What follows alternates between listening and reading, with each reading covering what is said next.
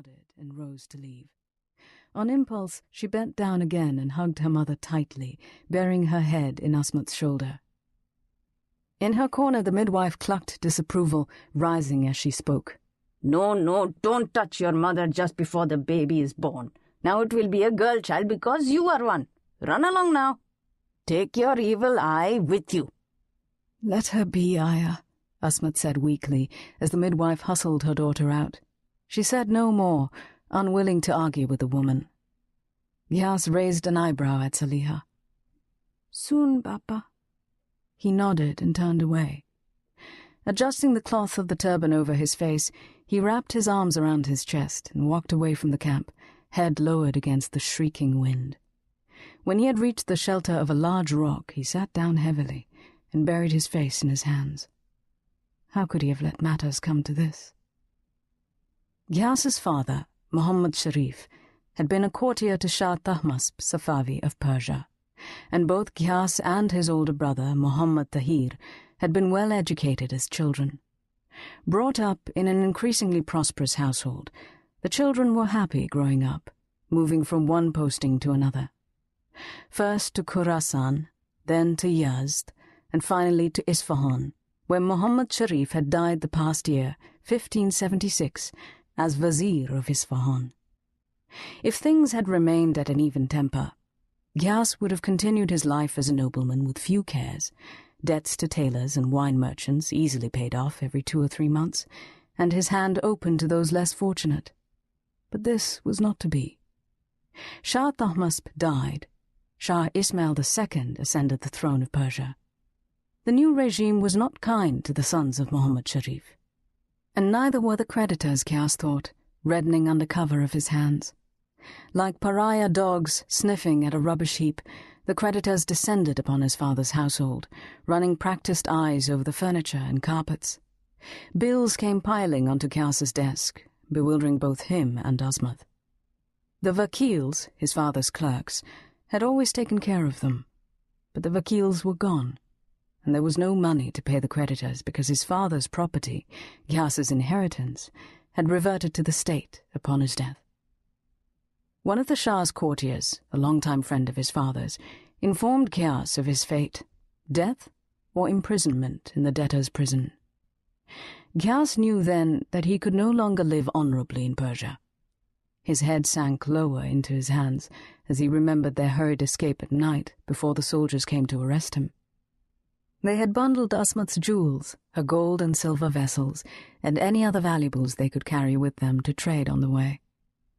At first, Ghias had no idea where he would seek refuge. They joined a caravan of merchants traveling south, and during the trip, someone suggested India. And why not, Ghias had thought. India was ruled by the Mughal Emperor Akbar, who was known to be just, kind, and above all open to men of education and learning. Perhaps he could find a position at court, a new start in life. Ghias raised his head as the howling wind faltered for a second, and the faint scream of a newborn babe pierced through the sudden lull. He immediately turned west toward Mecca, knelt on the hard ground, and raised his hands. Allah, let the child be healthy and the mother safe, he prayed in silence. His hands fell to his side when the prayer was done. Another child now, when his fortunes were at their lowest. He turned to look toward the camp, the black tents barely distinguishable in the dust storm. He should go to Asmat, but his feet would not move toward his darling wife. Ghias leaned back against the rock and closed his eyes.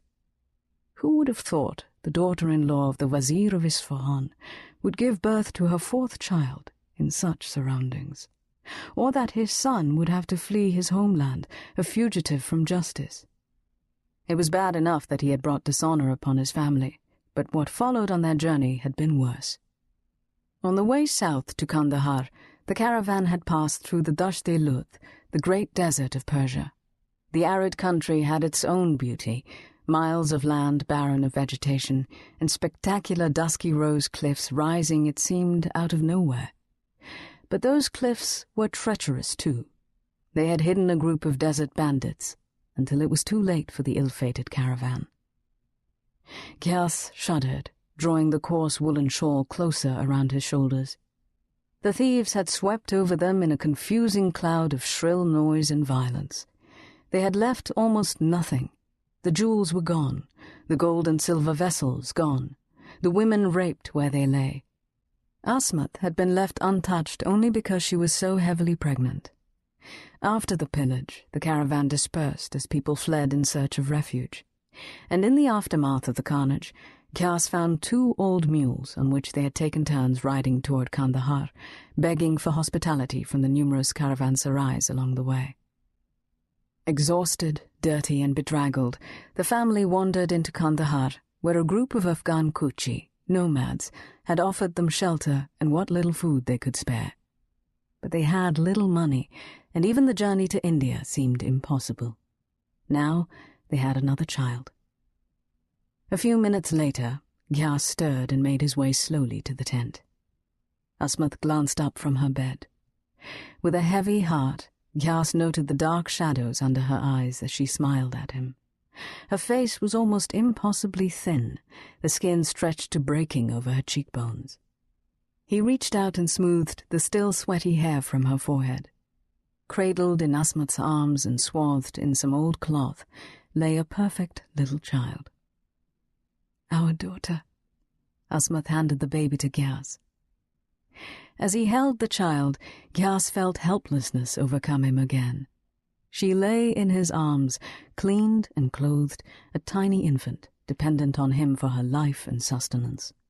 She was beautiful, with well-formed arms and legs, a thick head of shiny black hair, and long curling black eyelashes resting against delicate cheeks.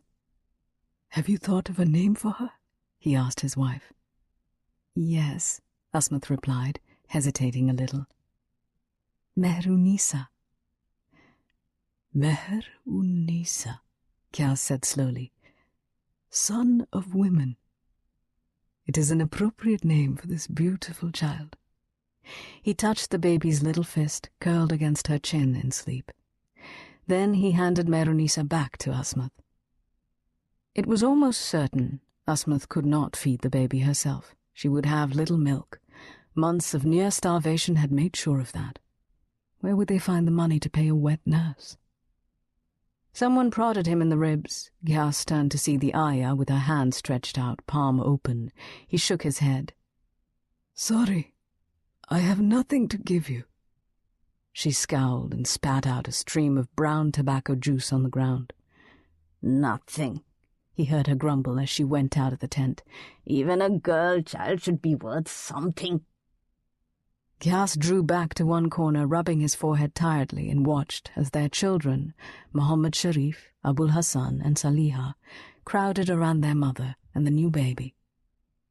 They could not afford to keep the child. They would have to give her up.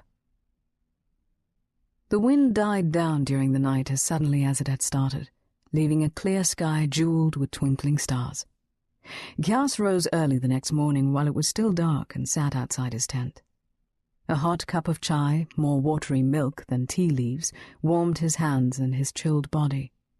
A few minutes later, the eastern sky was brushed with glorious reds, golds, and amber, the aftermath of the storm lending nature a new wardrobe of colors. He reached inside his shawl and drew out the 4 precious gold mohurs nestled in his cummerbund.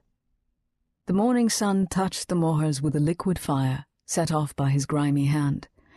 This was all they had left in the world. The thieves had overlooked the mohurs that Asmat had hidden in her choli, and Gyas was determined to buy his passage to India with the money. But this was all the gold would pay for. They needed more to survive. Gyas turned to look at the turquoise domes and minarets rising in the distance, framed against the red morning sky. Perhaps he could find some work in Kandahar. Gyas had not worked a day in his 23 years. But Asmat needed lamb's meat and milk to regain her strength. The children needed more clothing as winter approached. And the baby... Gyas would not even think of her, not even by name. What use was it when someone else would look after her? He rose as the sun broke from the horizon and climbed in the sky, sending golden rays to embrace the camp. His jaw was set, and in his eyes there was